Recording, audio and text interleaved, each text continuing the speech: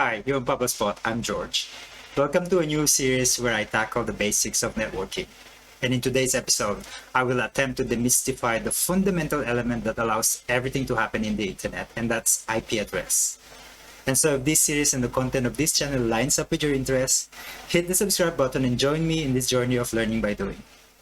So, let's get into it.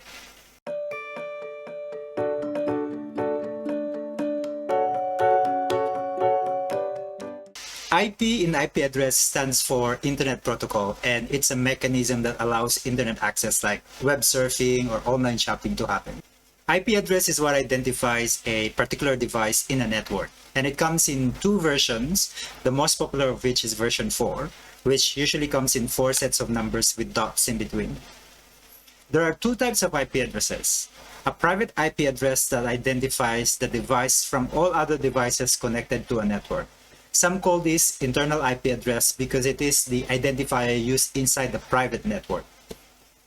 The other type of IP address is the public IP address, which identifies the network your device belongs to from all other networks in the internet.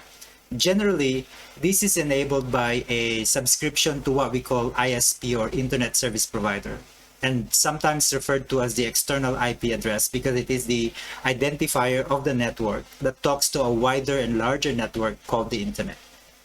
So let's go ahead and map this out. A device like a PC or Mac that's not connected to a Wi-Fi or any network router will not have IP address.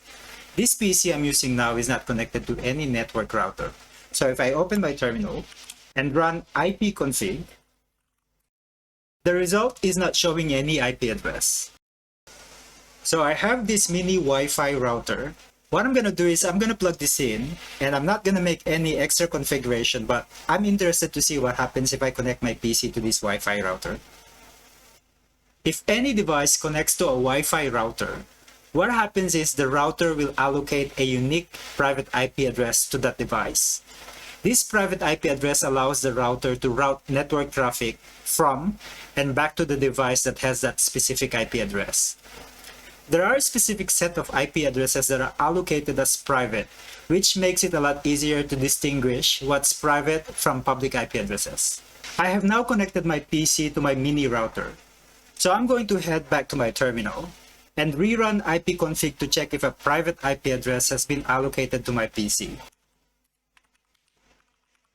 My mini Wi-Fi router allocated a private IP address of 192.168.1.34 on my PC. When my mini Wi-Fi router receives network traffic that has this private IP address, it will know that the traffic is coming from my PC. What I'm going to do now is connect an iPad to the same Wi-Fi router. This is a cast of an iPad, and the iPad is connected to my mini Wi-Fi router. The router has allocated a private IP address of 192.168.1.14 to the iPad. Note that this is different IP address that was allocated to my PC. And if my Wi-Fi router receives network traffic with this IP address, it will know that the traffic is coming from the iPad. If I connect another device to my Wi-Fi router, the allocated private IP address will always be unique. All devices connected to a router build up what we refer to as private network, where each device can talk to each other using the private IP address. And the Wi-Fi router, as its name implies, takes care of routing the communication within this network. So my PC is connected to my mini Wi-Fi router. So let me head to my browser and then connect to Google. And the page is not loading. There are several technical reasons why this is so, but this is mainly because of missing public IP address and the Wi-Fi router not being able to talk to the internet. For this to work, you would normally get subscription from what we call ISP or Internet Service Provider. The Wi-Fi router will then be configured to connect to the Internet Service Provider and allow access to the internet. To allow access to the internet, the Wi-Fi router is configured to talk to Internet Service Provider. Generally, the ISP allocates a public IP address, which is associated to the router and used to access the internet.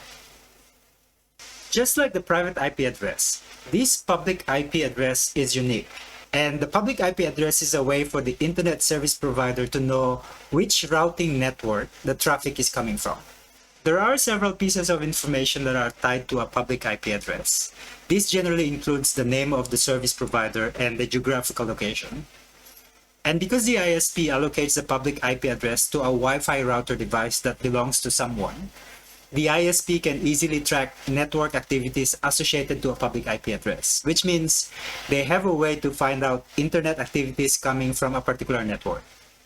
I have now switched from my mini router to a Wi-Fi router that has access to the internet. And so let me switch to my terminal and check if a private IP address is still allocated. So that's my private IP address. And now if I go to my browser and refresh this page, Google loads fine, which means I now have access to the internet. And if I want to know which public IP address I am using, I can head to this web page.